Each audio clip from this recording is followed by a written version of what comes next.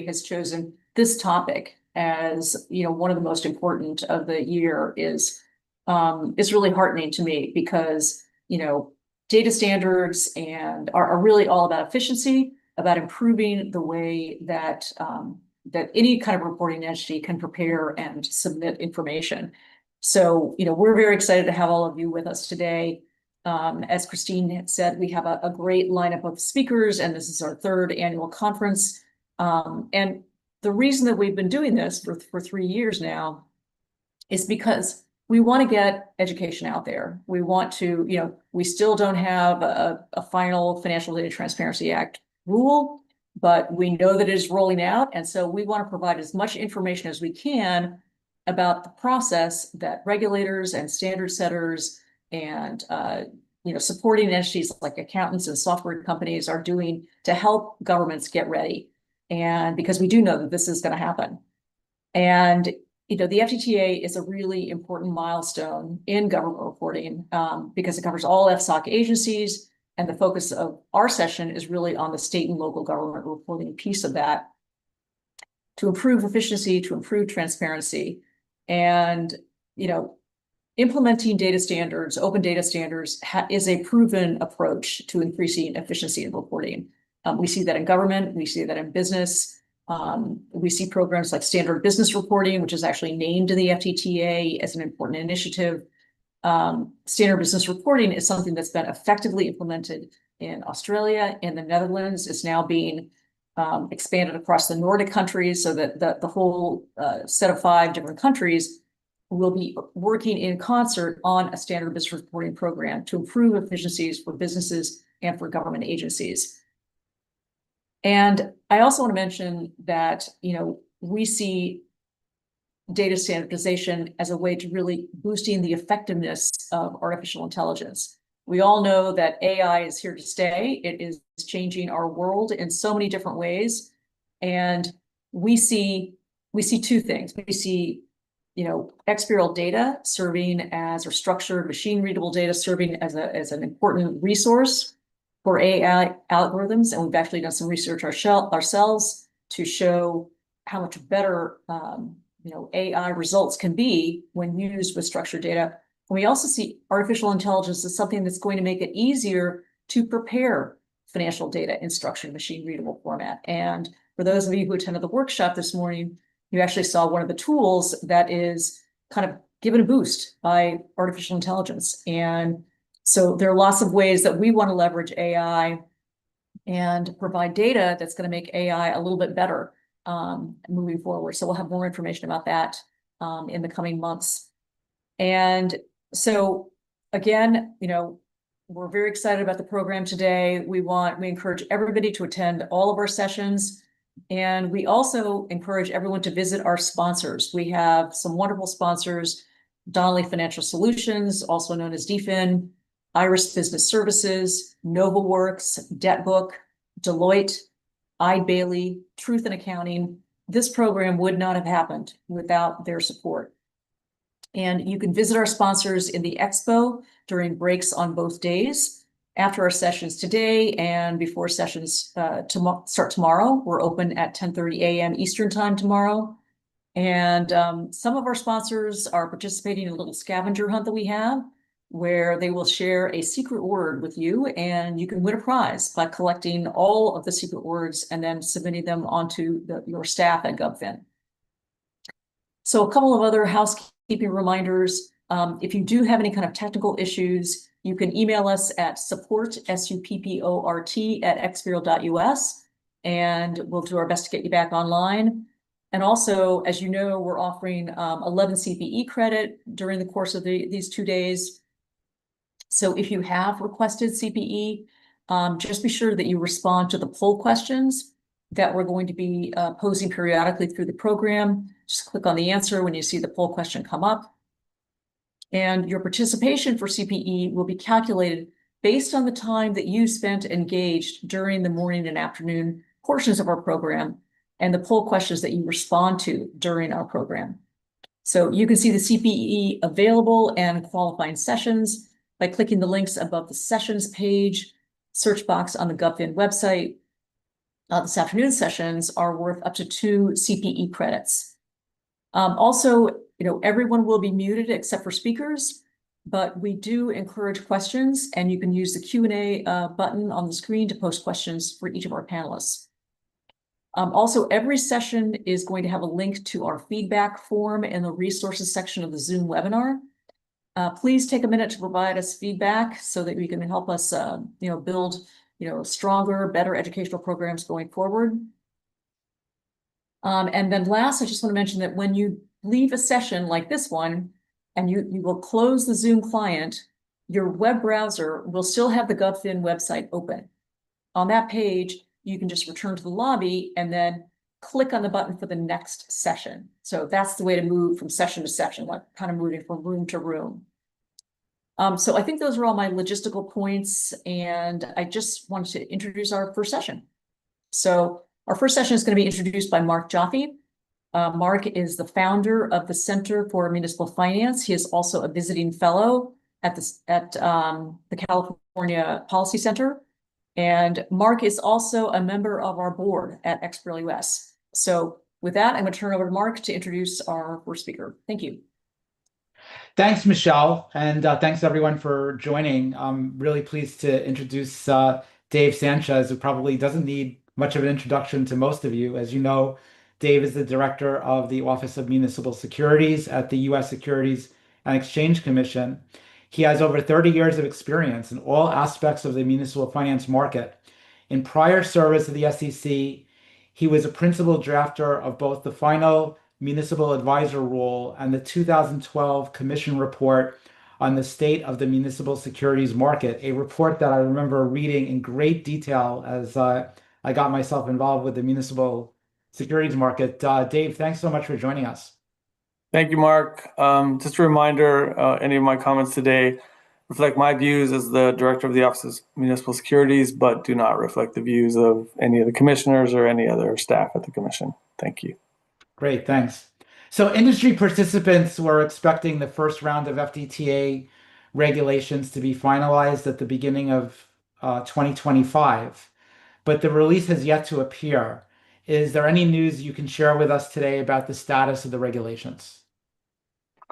So, I mean, no news. As you know, we generally do not comment on timing of regulation. But this is a multi-agency rulemaking. There's 9 agencies, many of which are having changes in leadership. So, kind of the expectation that things might get delayed because of changes at various agencies. But otherwise, what I always tell folks to look at is each agency is required to submit a reg flex agenda, and although those are also estimates, they for folks who like to read tea leaves, at least it gives you some tea leaves to read. So, oh, great! I'll be reading those tea leaves. There you go. Going back to the proposing release from the middle of last year, one controversial aspect was the regulator's selection of financial instrument global identifiers, or FIGIs, as the security identifier preferred for regulatory reporting. Based on a reading of the comment letters, it seems like this kicked up a lot of debate, especially from those who support the use of CUSIPs. Can you offer any thoughts about security identifiers in the municipal market? So again, Mark, it's a little bit difficult to answer. We are in adopting phase, so obviously, all comments are considered with, great intent, and as of now, right, if folks are still commenting, there's still been a trickle of comments coming in. So I think it's, can't really comment on anything in particular with respect to things that were in the proposal and things for which we have comments on. But I do think it's important, and this applies to everything, not the particular data standard that you mentioned, but I think it's an important reminder for everybody with respect to any of the data standards that are adopted as part of the multi-agency rulemaking, is that, and this was in the proposing release, it's one of the first paragraphs in the proposing release, just a reminder that, any of the data standards that are adopted by the multi-agency rulemaking will then be independently considered by each agency with respect to the data standards that are under its purview. And then Congress had built in a number of flexibilities with respect to any of these data standards. So one, you can tailor them for small entities. You can tailor them to minimize disruptive changes to the market. And then you can, and particularly the SEC, and particularly in the muni market, we can tailor any of the standards as we see fit with respect to that particular market. And then finally, they're not exclusive. So this is another thing that was mentioned in the proposing release, is that to the extent they have the authority, each individual agency can also propose additional data standards in addition to the ones that are identified by the proposing release. And so that's all in the spirit of interoperability. So I think, it's important to remember that, again, with respect to everything in the proposing release and even everything that's ultimately adopted, that once you get into all the phase 2 rulemakings, that there is a lot of flexibility that Congress built into the legislation. Terrific. With respect to phase 1 and phase 2, so now that phase 1 is taking longer than originally expected, does that mean that phase 2 will be delayed, or will it be possible to catch up? So, with respect to the phase 2 in the muni market, I think it's important to note that our timeline starts once the multi-agency rule is adopted.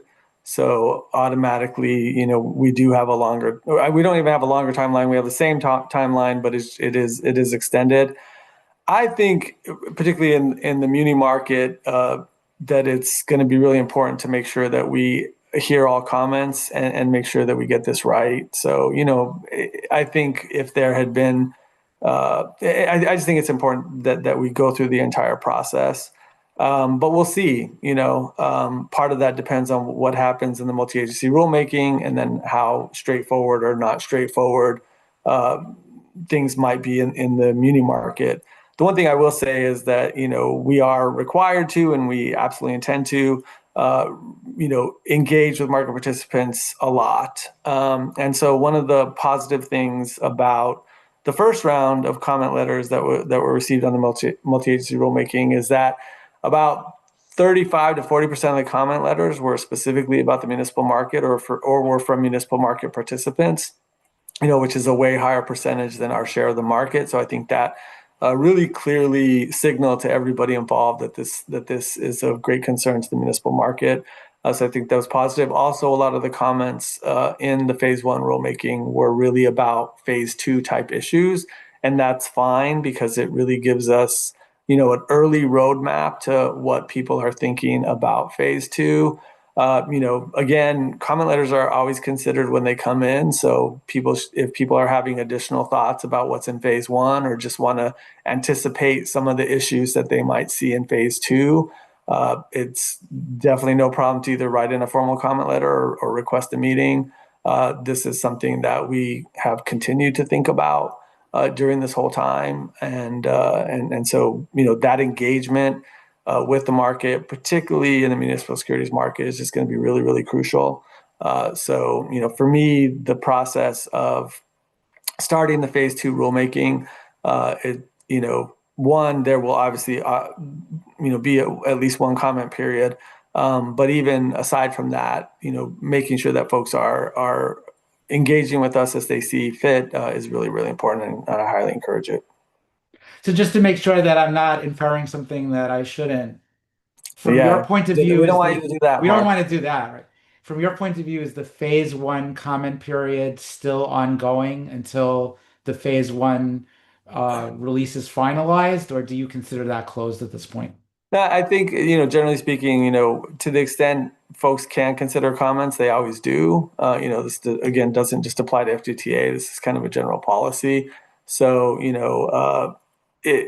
depending on where the multi-agency rulemaking is, and to me, really, particularly if it's about phase 2, sending it in now is not a problem, because again, it gives us a really good idea of the issues that people are thinking about for phase 2, and kind of helpful in even drafting that initial proposal. If folks are anticipating phase 2 issues now, it's actually really helpful. Terrific. So Gatsby recently announced the formation of a consultative group for its voluntary digital financial reporting project, which we'll be hearing about later at GovFin 2025. Do you have any thoughts about the Gatsby project, and do you see it as being relevant to the FDTA? Yeah, I do think it's relevant. Basically everything that's happening with respect to, how municipal entities present their financial information, how the market is able to ingest that financial information, anything that's happening outside the confines of the rule writing is definitely relevant, and obviously Gatsby particularly relevant to the extent that. Financial statements are part of the FTTA, and most people expect that to be part of the FTTA process because it is part of the information that is submitted to the MSRB currently.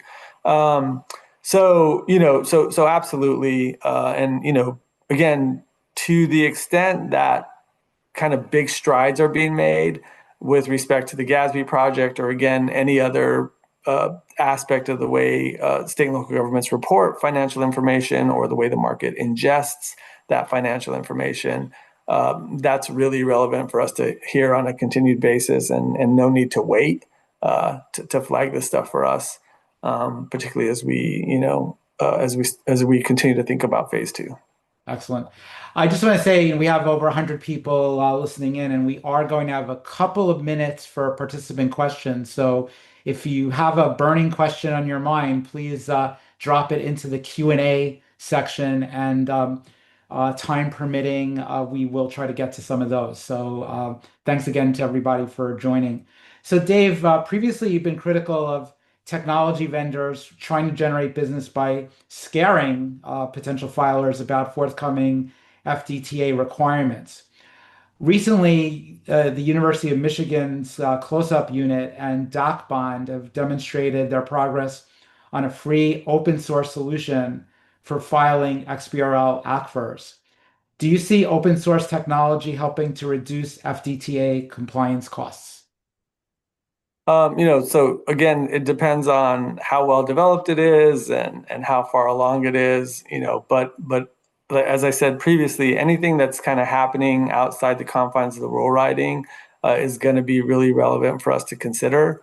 So that includes, as part of our rule writing, we will have to do an economic analysis.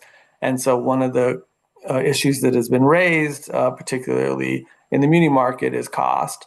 And so if there are ways, to address cost issues, again, that's going to be really part of our consideration in part two. It's obviously important to be realistic about how far along those are, how accessible they really are. At the same time, I think the expectation from a lot of folks is that things are happening really quickly in technology, in ways that will affect this ultimate rule writing.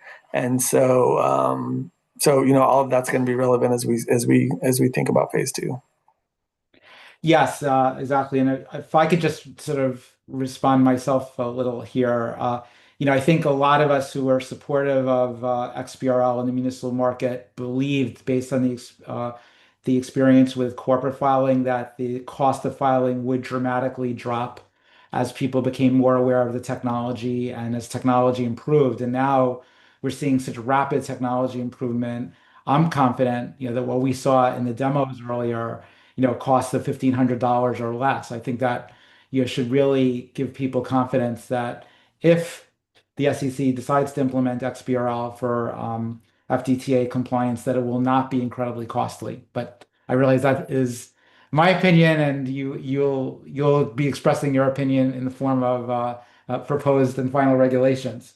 Well, but I mean, more importantly, I expect we'll get a lot of feedback, from different folks who have different experiences. And, again, there are things that, folks say are happening that can potentially reduce costs. There are things happening that folks think might, obviate the need for specific data standards with respect to specific types of information, because, other technology changes are happening so quickly that they might, whatever folks were thinking about when this law was passed, by the time we get through phase 2, that, there might have been an alternative solution that has already presented itself, or at least is on the horizon. So again, it's interesting because this isn't like a stagnant situation. And I think that's the most important thing for us to think about in terms of rule writing. That one, you don't want to, this has been mentioned, very early on when the rule passed, is that you want to have sufficient flexibility in the rule that you're not like locking in some outdated technology. But at the same time, we are always very conscious of our mandate from Congress and what Congress has asked us to do. So, those two things we have to always balance. Great. Appreciate it. So turning to a slightly different issue around financial statement reporting timeliness. So in 2014, the Office of Municipal Securities recognized that many municipal issuers were not posting their annual financial disclosures on a timely basis or at all. Under the SEC's Municipal Continuing Disclosure Cooperation Initiatives, many entities caught up with their annual disclosures and 72 were sanctioned. More recently, we've seen a deterioration in financial statement timeliness. As our friends at Truth in Accounting found, 9 states took more than 300 days to issue their FY 2023 ACFRs. So if their closing date was June 30th, 2023, it would take them practically till mid-2024 or later to actually produce the 2023 ACFR. So does OMS believe that there is a timeliness issue with financial disclosures? And if so, do you have any thoughts about how to address it? Well, one, I think I'm curious about what you're talking about, deterioration, because I know I've seen some recent reports, but the change in delivery time was not that significant. Like I think it, whatever the average was, it, the last time they looked was maybe like a day or two more. So maybe deterioration is a little bit of a strong word. I didn't see significant change in the timeliness, although the last report was longer than the one right before it. But I didn't Right, see you're that. referring to the investor tools and I think University of Illinois study, correct? And they showed that it had been deteriorating for several years and now it's sort of stabilized. So fair Right, enough. but also Yeah. hadn't deteriorated, in my opinion, hadn't deteriorated that much, to the point where deterioration might be a little bit too strong of a word. So just want to be clear about that. So it's interesting because obviously that's something that we've consistently heard about. I think state and local governments have explained, why in many cases it's not possible for them to bring their financial statements faster. And it really can depend on the state and local government and the way they're constituted. So I think, we always have to be conscious of kind of that reality. One thing that I think has been really important and heard a lot from investors is that, other types of information, like the focus on, audited financials in particular, can sometimes cause a problem in the sense that there's other information that would be extremely helpful. I don't know, I don't want to say more helpful, but extremely helpful as well, that shouldn't be off the table.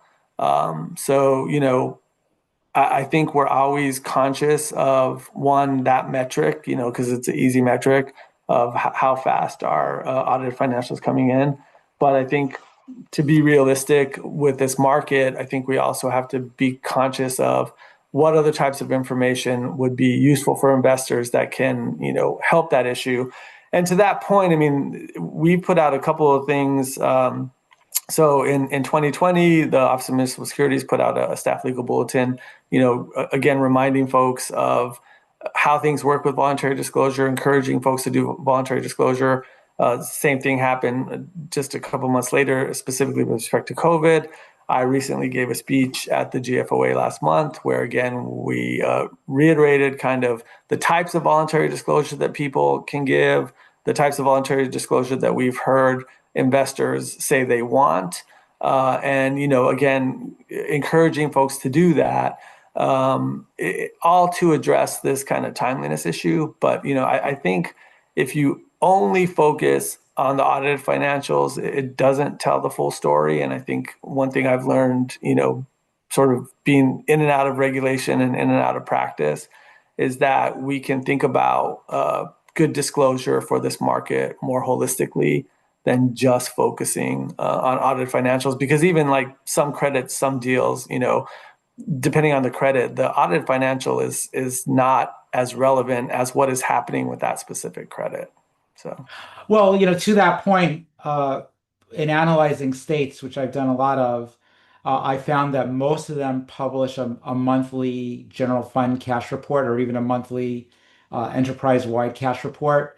And so, yes, I can download those and analyze them.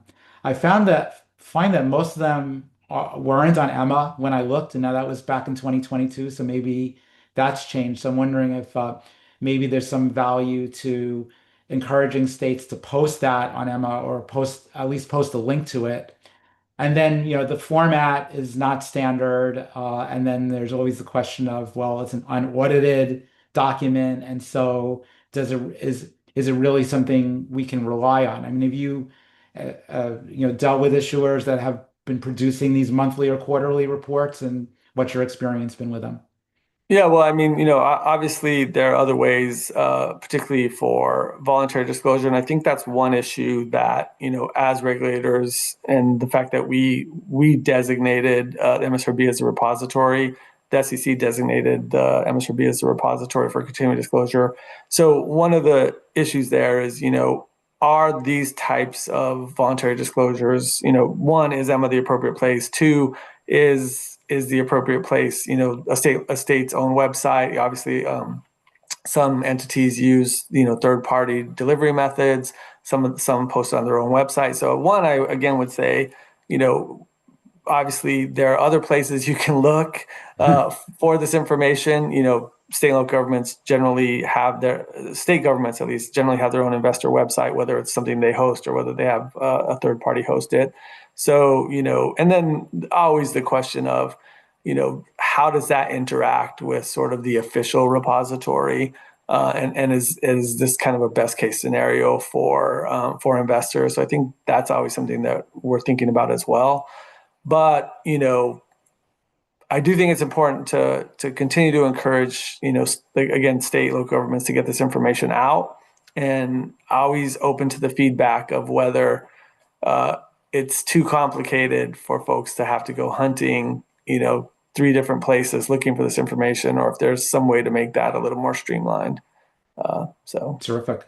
So I've gotten a couple of additional questions over the chat from other panelists, but just a last reminder to people in the audience, if you do want to ask Dave a question, please use the Q&A feature, and we might be able to get to it. Or if you want to ask Mark a question. That's true. But I think everyone wants to know what you think, Dave. Okay. So one question that came in over chat is, we mentioned the GASB voluntary disclosure initiative previously. Is that something that the SEC is working with GASB on, or are you just watching it like any member of the public? So, GASB has been doing a good job of keeping us updated on their progress. So, yep, we are, I guess, not. It's not the same as passively watching as a member of the public, because they've been doing a really good job of keeping us apprised of how it's moving along. So, very conscious of their progress on it. Got it. And one thing that I remember talking to you about offline previously was the question of other kinds of municipal disclosure. I mean, you've already referenced that. We've been very focused on these annual financial reports, but there's a lot of other things that that governments and other municipal issuers disclose. So, is this a good time for people who are attending today to sort of raise their hand and suggest other things that should be candidates for FDTA implementation, or should we be waiting for the next cycle? I think I said earlier, you know what I mean? Like, so not necessarily on this particular webinar, this may not be your best place for an official comment letter, but as I said earlier, please reach out to us. We can have a conversation about it. You can submit a written comment to us. You can submit a written comment to the rule file.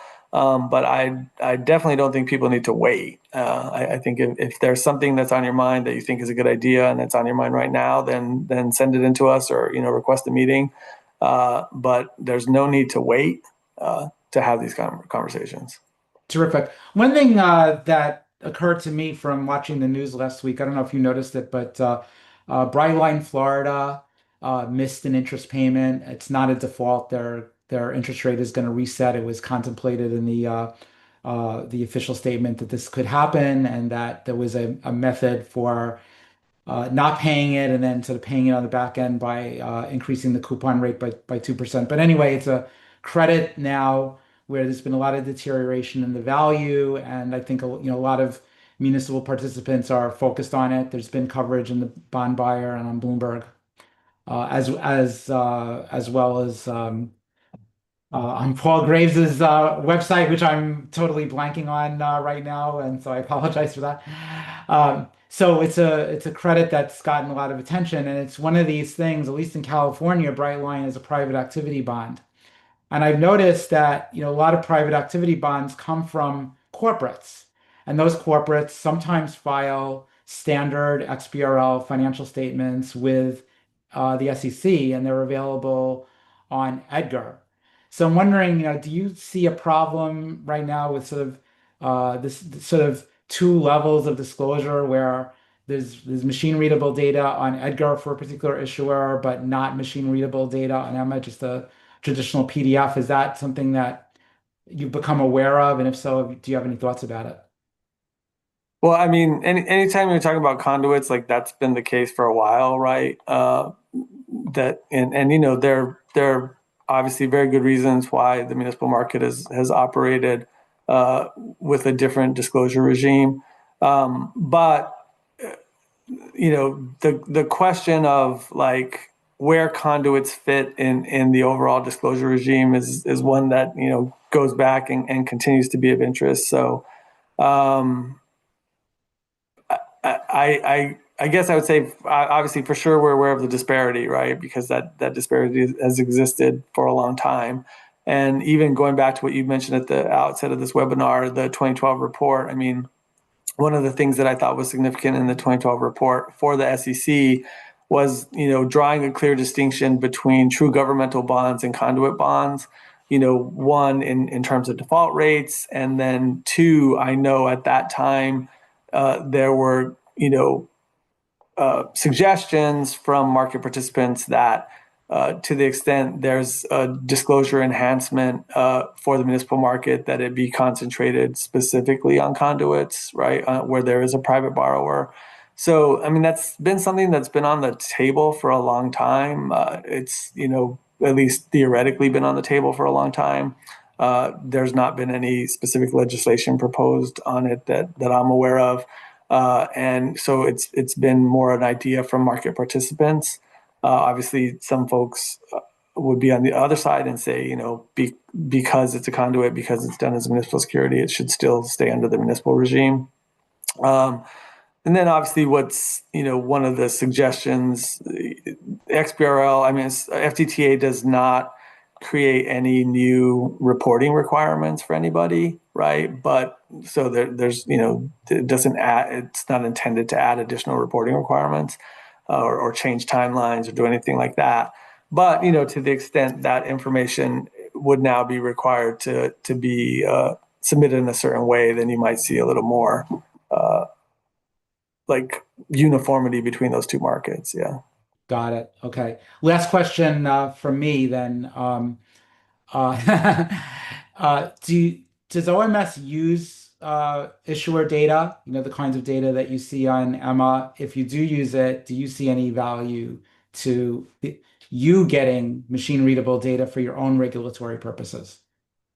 Yeah, it's a good question. I mean, I think it's interesting because for, I think we always have to kind of just be realistic about where the municipal market has been and where it's possible to go.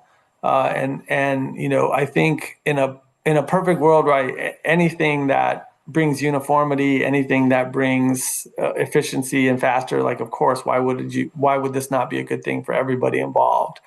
But at the same time, it's just really important to also be conscious of like what real hurdles are there to actually achieve that, and like, so you've raised earlier some things that are happening outside the confines of this rule writing, the open source work, the Gatsby work, like things that can help kind of achieve this type of uniformity. And so to me, it's important to be one, very conscious of what's happening that can improve, the situation, but also very conscious of like what is realistic from where we are, and the costs and the value of moving forward in different directions. And I think that's just a delicate balance that I kind of look forward to additional conversation about it. I think the issues that have been raised by folks on all sides of some of these issues have been really interesting. And again, as technology kind of continues to move along in leaps and bounds, it's going to always be an interesting conversation. So to me, so I guess to answer the question is like, always looking for ways to improve efficiency, always looking for ways to improve how easy it is to ingest financial information, but at the same time, really important to also be realistic about costs we're imposing on the market, as well as, the bang for the buck, basically. So Terrific. So I just apologies to Paul again. His outlet is DebtWire, so Bloomberg, Bondwire, DebtWire. Dave, any final thoughts for our attendees today? I don't have any other than just, I feel like we say this every time, but just really encouraging folks to write in or request meetings if they have things on the mind. And I know once we get to phase 2 there, we expect a kind of a flurry of outreach, but I don't want people to feel like they have to wait. We're always happy to have those conversations. We're actively thinking about this all the time. And so I just want to really drive home that message that, this is going to be complicated. It's going to be interesting, but that's why if we can have the conversation over a more extended period of time starting now, it's going to be more helpful for everybody. So very good. Dave, thank you so much for your time today. And we'll turn it back over to Michelle. Thanks again. Thank you, guys. Bye.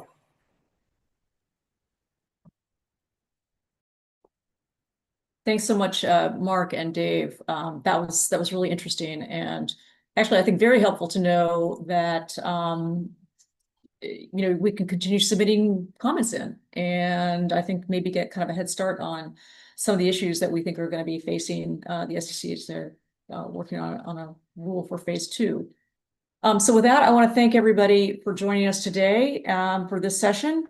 And I want to ask everybody to move into the next session, where we're going to bring the states of Ohio and Washington together and learn how they collect and use local unit data. So please return to the lobby and click on the link for the session, How State Auditors Use Local Government Data. And it's going to begin immediately. Thank you.